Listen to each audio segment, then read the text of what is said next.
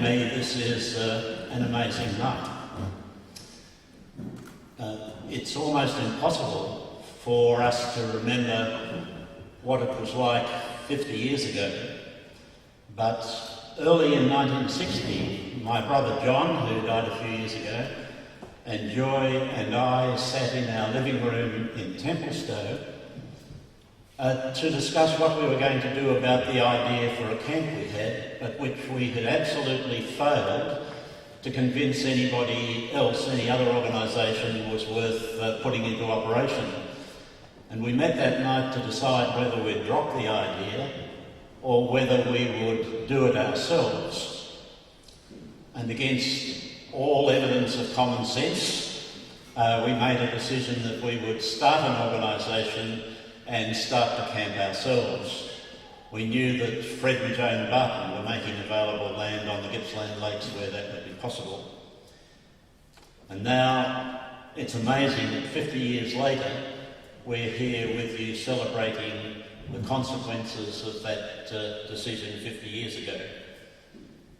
Tonight I want to do just three things.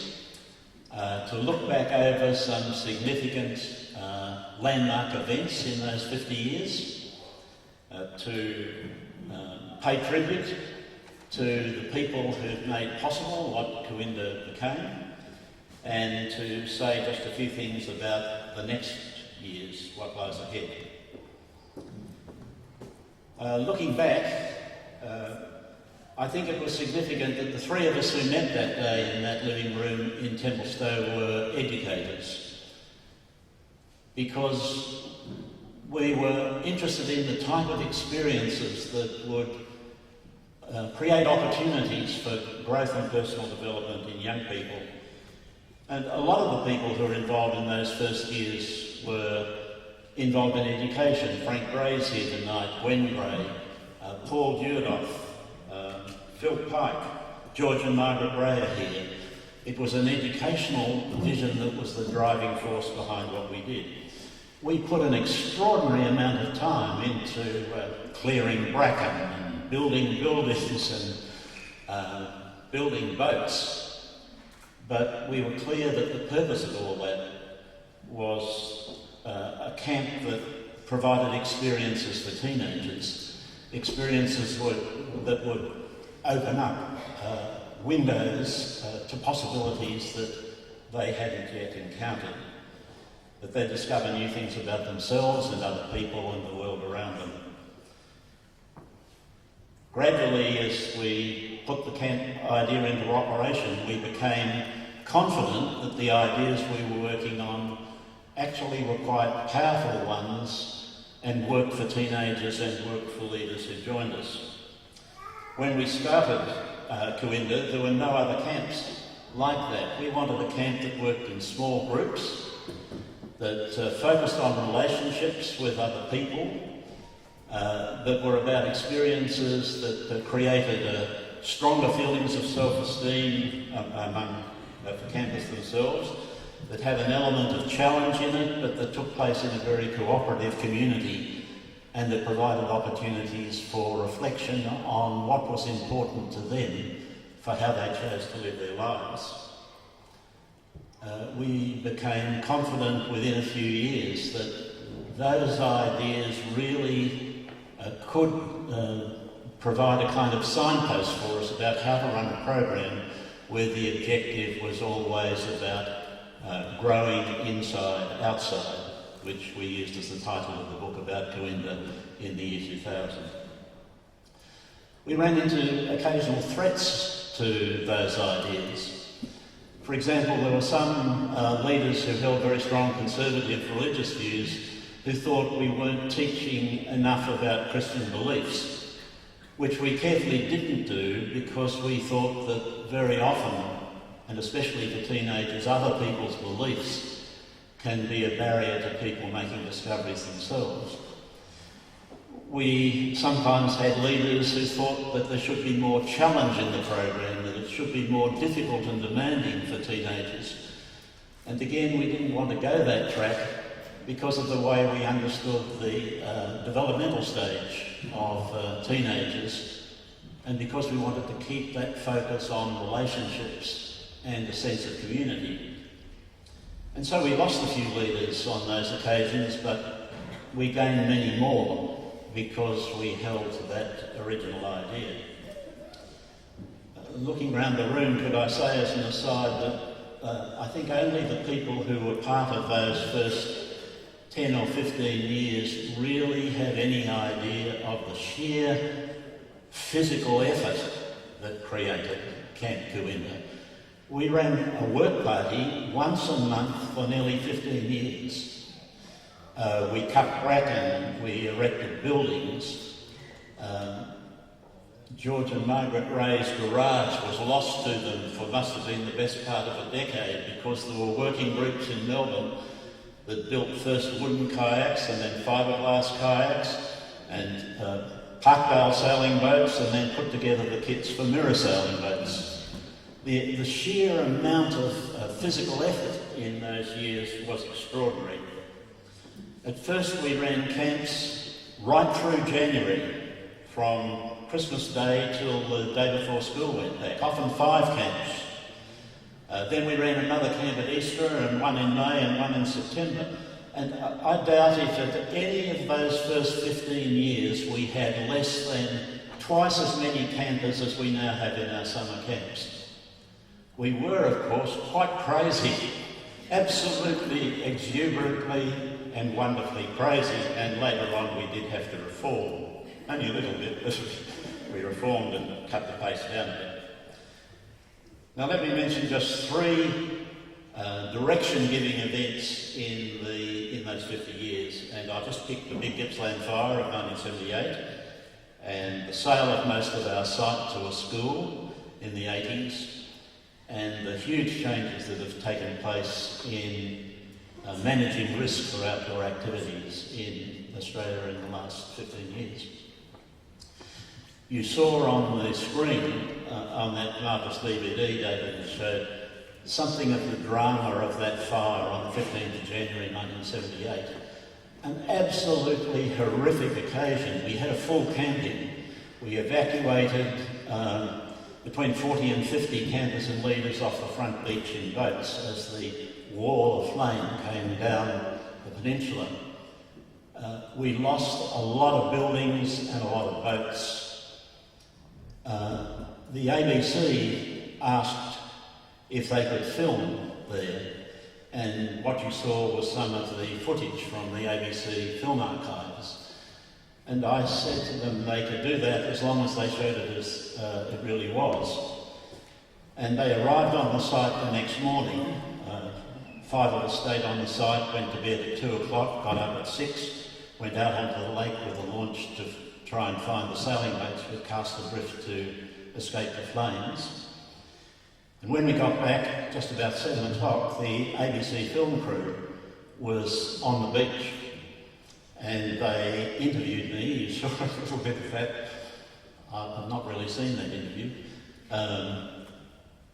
Asking whether that was the end of Camp Cooinda, and apparently I said something like, there are so many people who value this place that we'll start rebuilding straight away. And the response was absolutely extraordinary.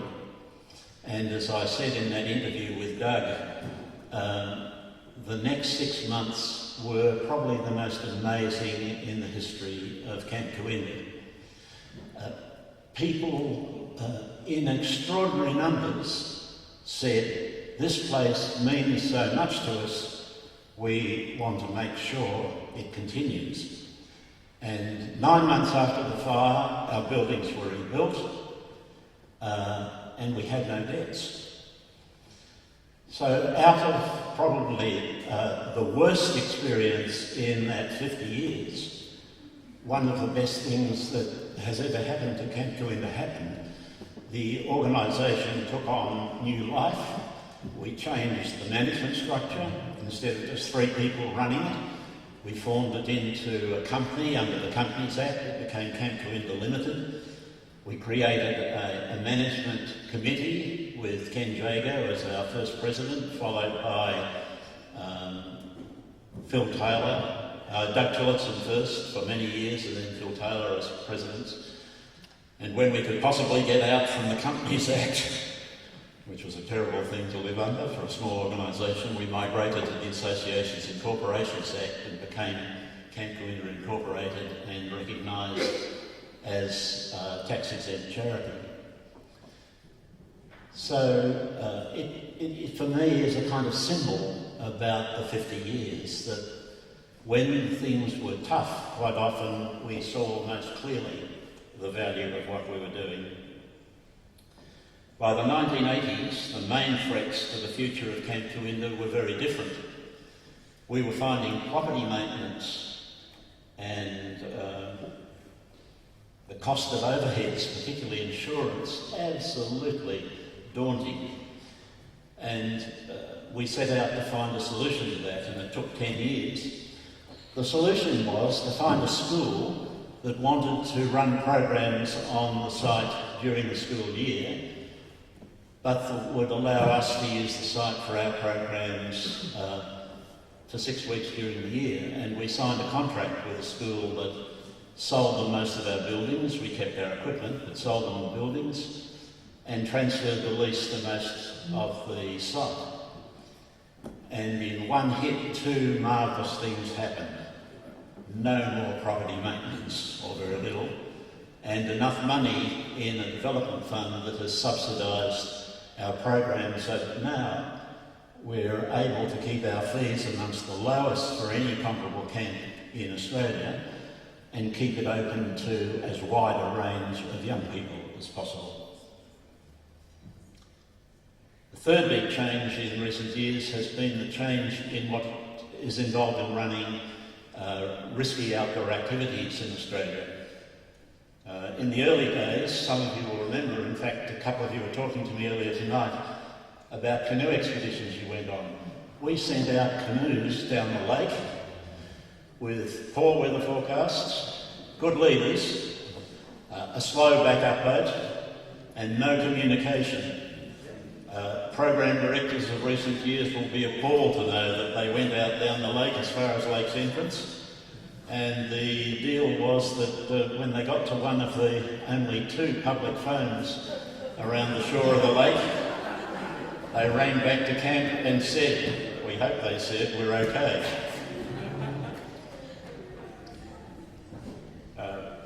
Of course, now that's quite impossible. Now we select leaders very carefully. We have to meet high standards for the qualifications that leaders have if we send out canoes on the lake. The documentation of every part of camp program is formidable.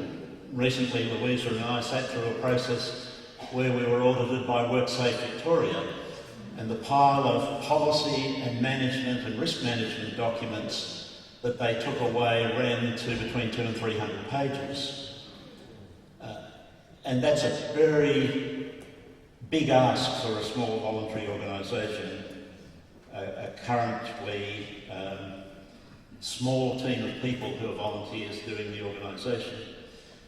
All of that's a tribute to people handling this in the current organisation. People like Phil Hart, Louisa Cockrell, Lisa Kelly and the rest of the committee do a fantastic job steering us through all those changes as they come to us year by year in the organisation. But we still need help in that area of the camp program, and I'll come back to that in a moment. The second part of what I want to say is about a tribute to the people who've made these ideas work. There's just something about an endeavour where everybody involved is a volunteer and there's no reward except the satisfaction you get from what you do for other people that invites into an organisation incredible people and brings out the best in them. And one of the great privileges of our life for Joy and me has been to be involved with those people over the years. On the wall outside as you leave or as you came in, there's an honour roll with a list of program directors and presidents and extraordinary builders, I wish I'd kept a list of all the people who'd been leaders since 1960. But in the years before computers, we didn't keep those kind of records, and a lot of that's been lost. But there are people here tonight, as we showed in that decade spread activity, who in every decade have been part of that extraordinary band who have made those ideas work. In 1972, when Joy and I had 4 young children and were reviewing our lives as parents, we talked together about whether I should reduce substantially what I was doing in Camp Coenda. I was in a job that had a lot of travel and wouldn't fit into 40 hours a week, and almost every other bit of time that was there was going on Camp Coenda. In the preceding 10 years, we hadn't had a family holiday that was not at Camp Coenda.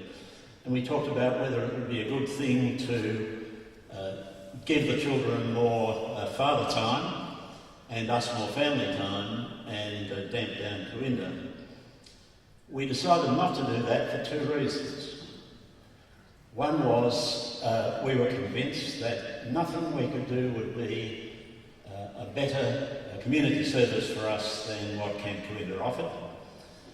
And secondly, because we thought that what our children would get out of Camp Coenda as campers, and if some of them went on to be leaders, would compensate for the absence of Dad.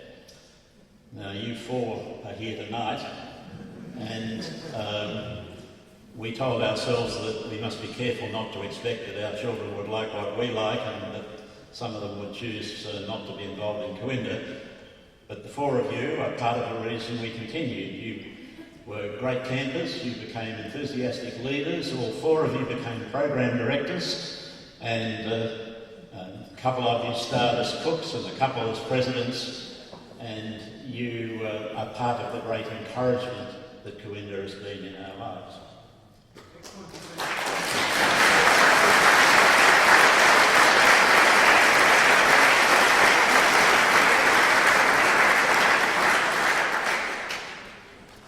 Tributes would not be complete without me saying how much we value what MLC and its staff, the principal and staff of MLC, contribute to Coenda.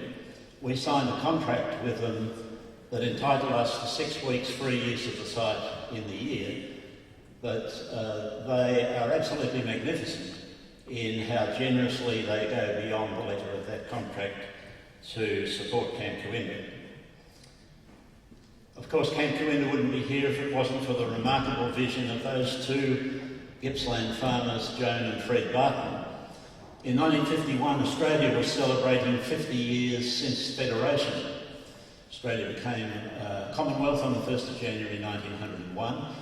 In 1951, the nation was abuzz with celebrations, and that celebration involved Fred and Joan Barton deciding to give away land for youth camping. This week, Phil and I were at a meeting of the trust that runs the land on the whole of the peninsula for camping, so that vision of Fred and Joan Barton is still continuing. And I think it's amazing that we're here tonight celebrating our 50 years as part of that bigger vision of Fred and Joan Barton.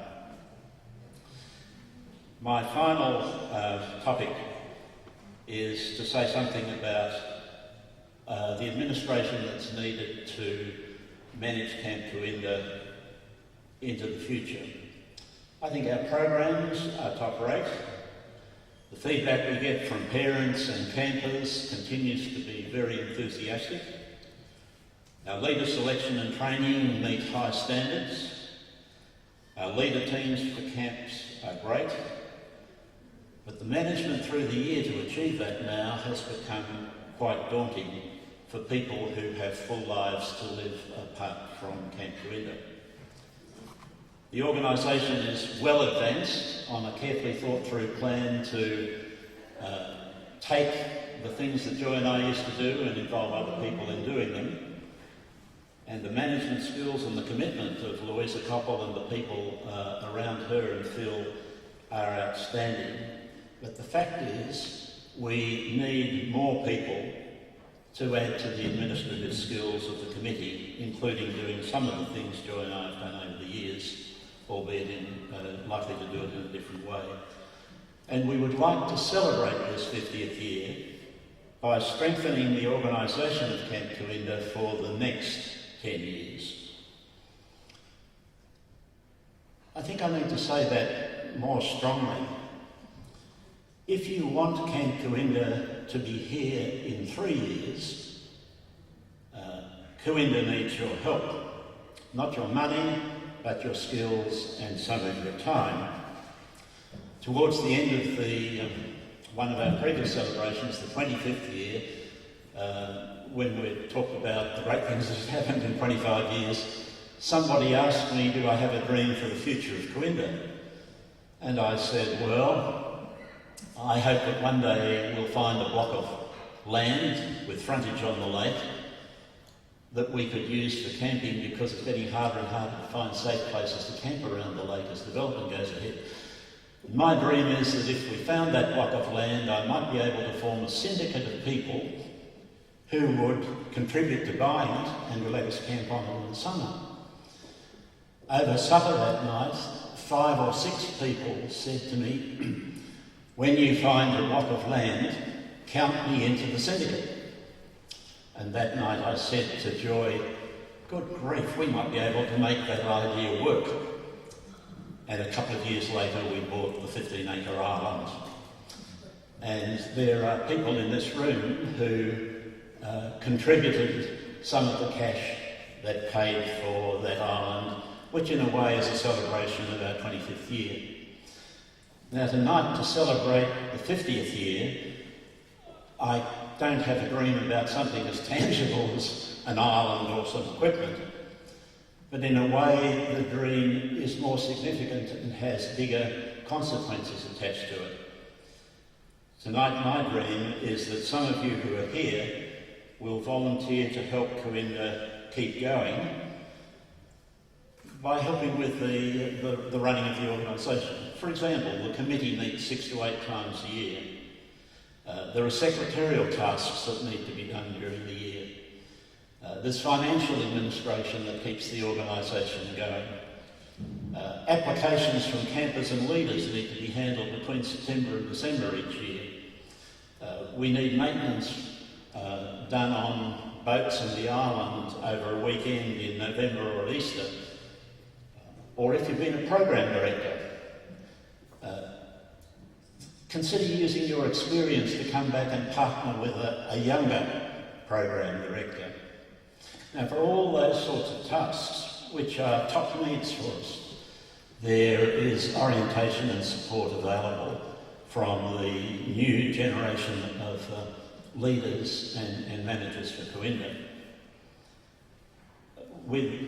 They've asked me to say, come and see the organisation operating and feel the magic stir in you again. Now, on each table there are cards with the heading, I'd like to help. Please think about what you can do and fill in the card, and someone will get in touch with you and talk it through with you. If Camp Cooinda does have to finish in the next few years, it will have been a wonderful story to celebrate, worth every bit of time, money and energy so many people have put into it. And Joy and I will certainly have no regrets. But I think it will be even more wonderful if celebrating 50 years is the time we can discover some people who can take us forward into another decade as an organisation doing great things for young people. And that could be decided by what you write on those cards tonight.